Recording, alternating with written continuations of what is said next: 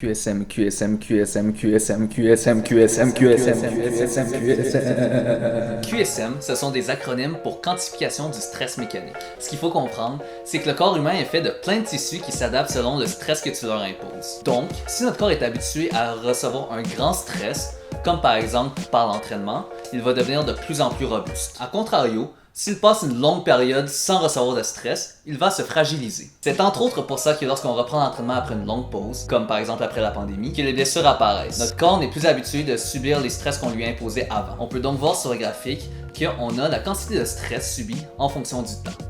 La courbe bleue qui oscille, c'est la quantité de stress qu'on impose à notre corps chaque jour. Ce stress-là, il peut être causé par soit le sport, les activités de la vie quotidienne ou encore le travail.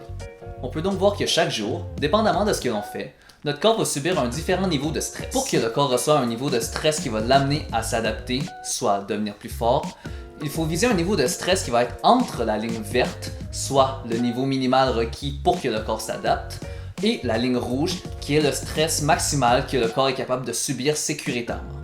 C'est à ça que sert l'entraînement. En effet, si on dépasse la ligne rouge du graphique, c'est comme si on tirait trop fort sur l'élastique et c'est là qu'on risque que tout lâche. Le meilleur moyen d'augmenter la résistance du corps, c'est de lui imposer un stress régulièrement qu'il va être capable de soutenir. C'est pour ça notamment que faire 4 sorties de 5 km dans une semaine va diminuer les risques de blessures par rapport à si on fait 2 sorties de 10 km.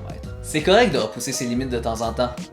Par contre, si on le fait, il faut juste s'assurer de laisser le temps à notre corps de récupérer. Là, vous allez me dire, comment on fait pour savoir si je suis allé trop loin?